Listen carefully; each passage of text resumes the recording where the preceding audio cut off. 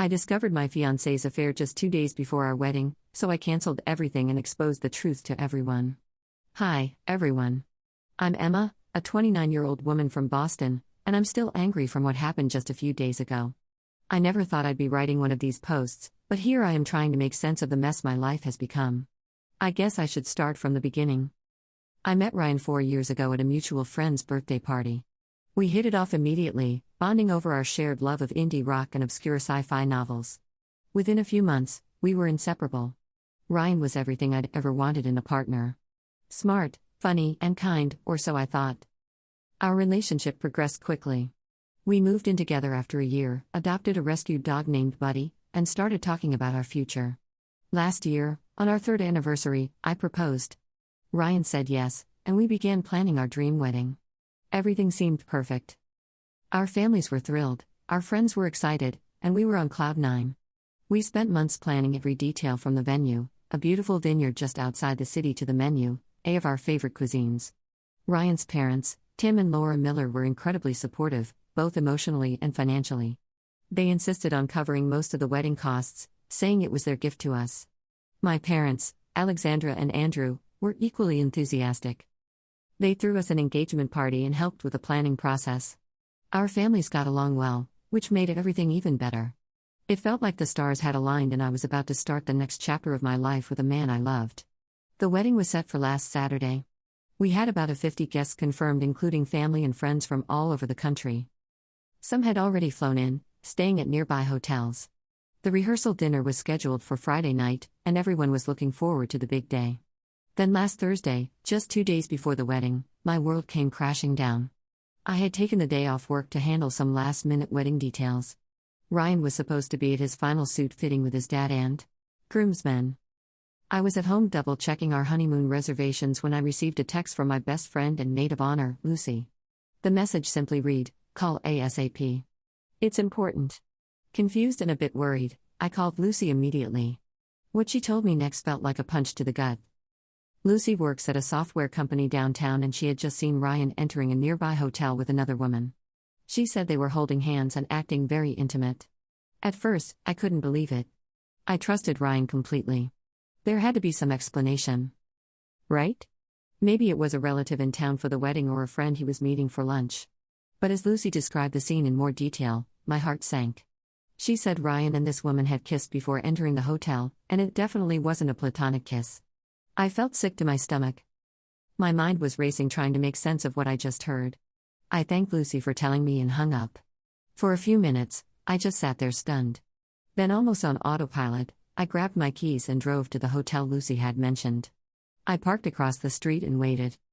After what felt like hours, but was probably only about 45 minutes, I saw them exit the hotel. Ryan, my fiancé, the man I was supposed to marry in 2 days, was arm in arm with a tall, dark-haired woman I'd never seen before. They were laughing and looked completely at ease with each other. As they walked down the street, I saw Ryan lean down and kiss her. It wasn't a quick peck on the cheek. It was a deep, passionate kiss that left no doubt about the nature of their relationship. I felt like I was watching a nightmare unfold in front of me. I don't remember driving home.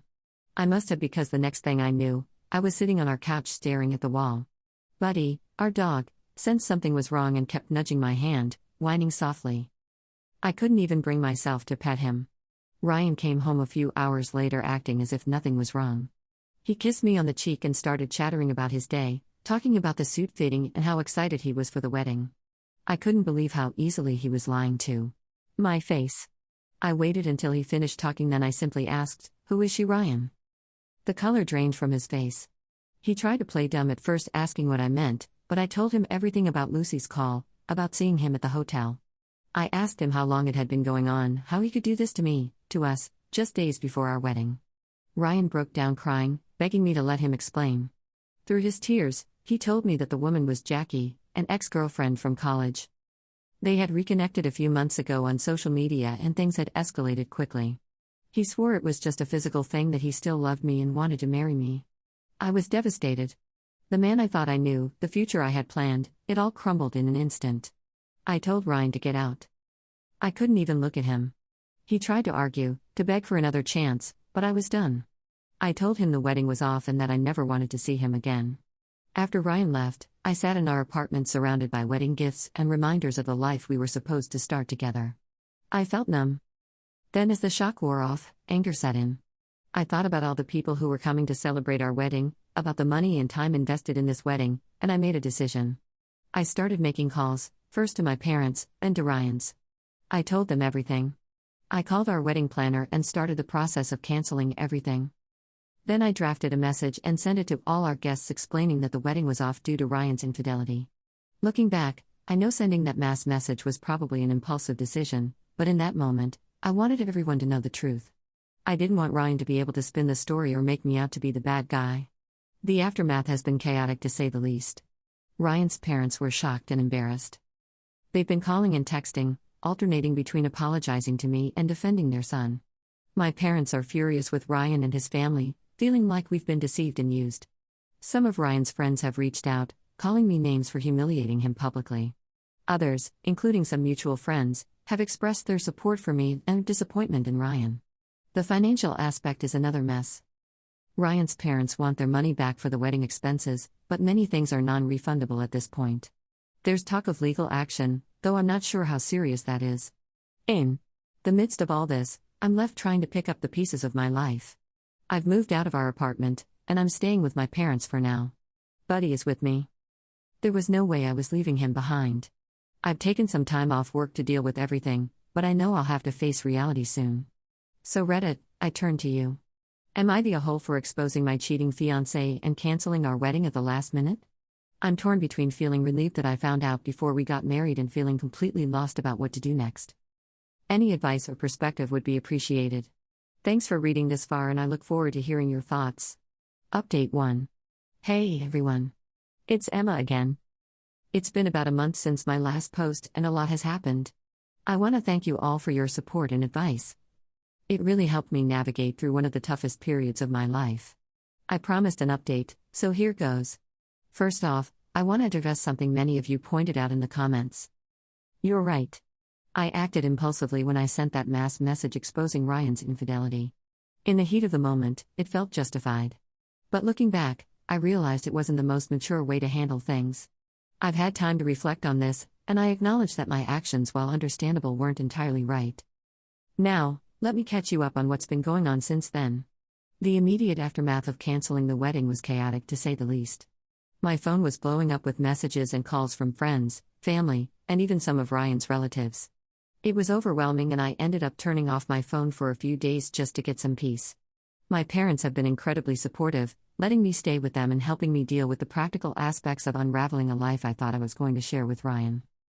Dad's been making all my favorite meals, and Mom's been taking me hiking on weekends. Simple things, but they mean the world to me right now. Buddy, now my dog, has been a huge comfort too. There's something therapeutic about having a furry friend who loves you unconditionally. He's been sticking to me like glue, almost as if he can sense that I need the extra support. The situation with Ryan's family has been complicated. Ryan's parents were understandably upset when I first told them about Ryan's infidelity. They were shocked and embarrassed, especially since they had invested so much emotionally and financially in the wedding. At first, they were calling and texting constantly, alternating between apologizing to me and defending Ryan. They insisted that Ryan's actions were out of character and begged me to reconsider, to give him another chance. But I knew in my heart that the trust was broken beyond repair. The financial aspect of canceling the wedding has been a nightmare. As I mentioned before, many things were non-refundable at that point. The Millers initially threatened legal action to recoup their expenses, which added another layer of stress to an already tense situation. After a week of back and forth through emails and phone calls, we finally agreed to sit down and talk things through like adults. It was a difficult meeting, to say the least. We met at a neutral location, a quiet cafe downtown, to discuss how to handle the financial fallout.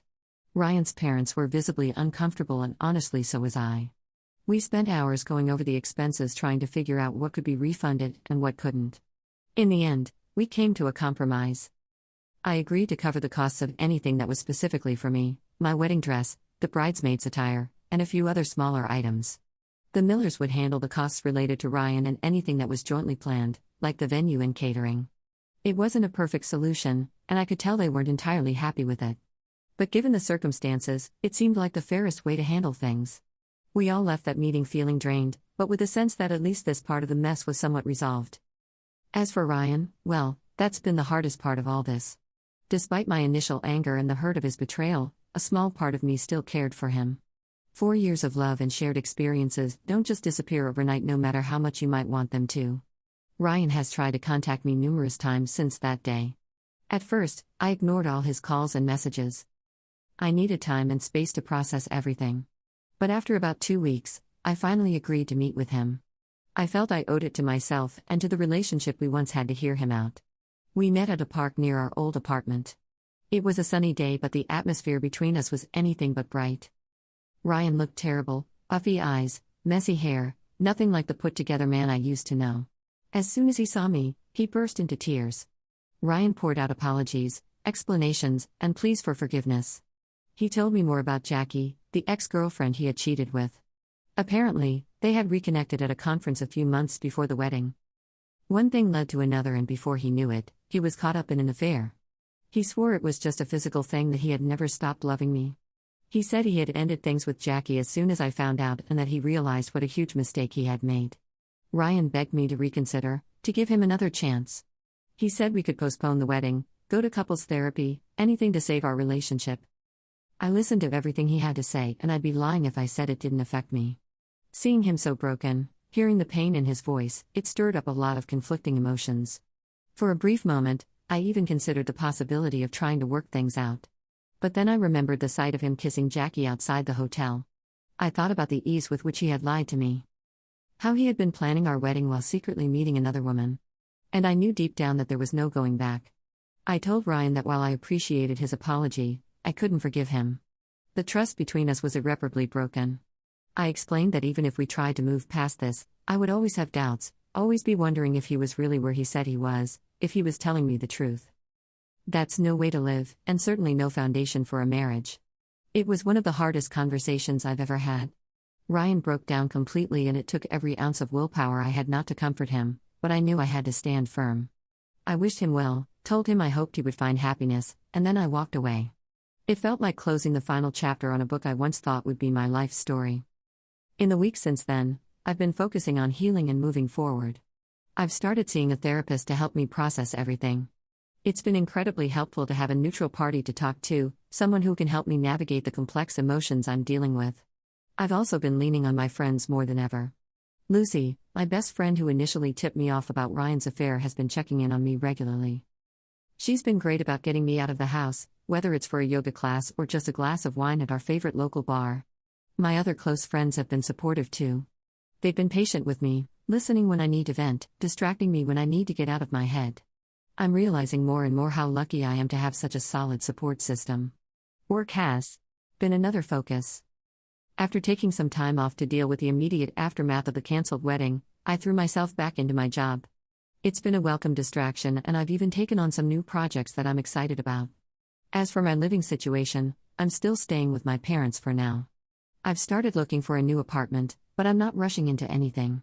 Being around family has been comforting, and I'm grateful for the stability it provides while I figure out my next steps. The situation with Ryan's friends and some of our mutual acquaintances remains tense.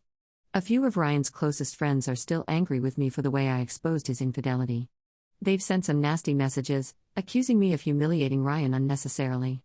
While I understand their loyalty to him, it still stings to be painted as the bad guy by people I once considered friends. On the flip side, many of our mutual friends have reached out to express their support for me. Some have shared that they're no longer in contact with Ryan, feeling that his actions were a betrayal, not just of me, but of all the people who cared about us as a couple. It's bittersweet.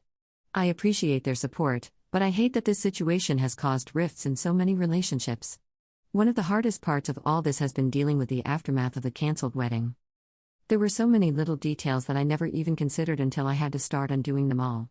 Returning wedding gifts, canceling honeymoon reservations, updating all the people who weren't on the main guest list but still knew about the wedding, vendors, co-workers, distant relatives.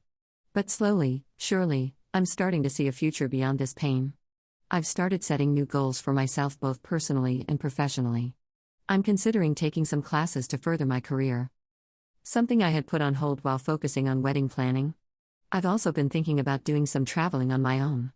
Maybe taking the trip to Europe I've always dreamed about. As for the question of whether I was the a-hole for exposing Ryan's infidelity and canceling the wedding, well, I've had a lot of time to think about that. The overwhelming consensus from my original post was that I wasn't the a-hole for canceling the wedding. That part I'm sure about.